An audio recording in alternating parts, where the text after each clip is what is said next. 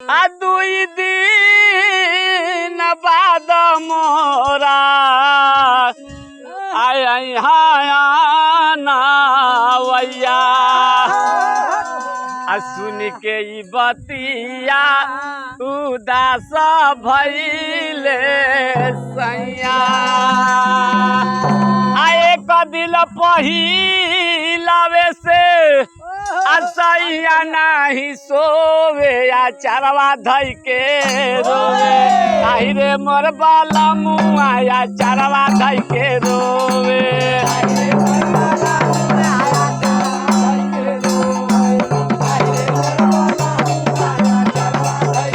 आई रे मोर बाला मुआ या चरवा धई के रोवे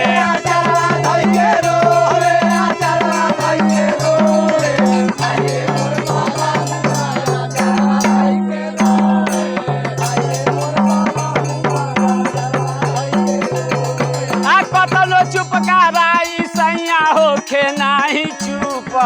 होके नाही चुप सैया होके नाही चुप अरे होके नाही चुप सैया होके नाही चुप आया खिया गाड़ी रोवे सुसुकी सुसु कहो सुसुकी सुसु कहो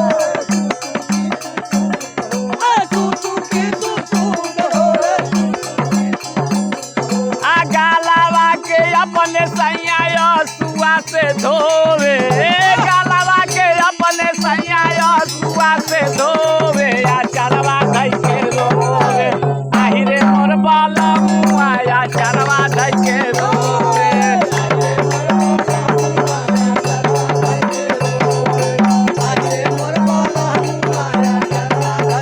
आहि रे मोर बाला मुआ या चरवा धई के रोवे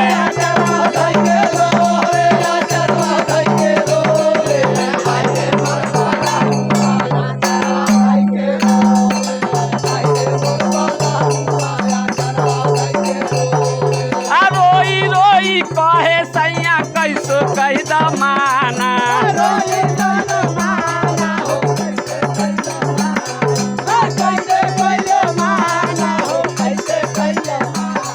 आजू गति लगाव कवनो कई द बहाना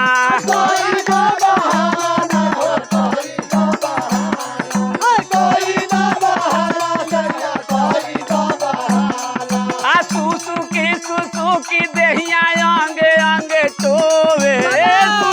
सुसुकी देहिया अंगे अंगे टोवे या चरवा धई के रोवे आहि रे मोर बाला मुआ या चरवा धई के रोवे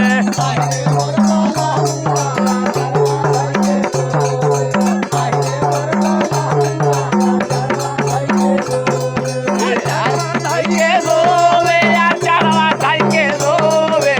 आई रे मोर बाला मुआ चरवा धई के रोवे आई रे मोर बाला मुआ चरवा धई के रोवे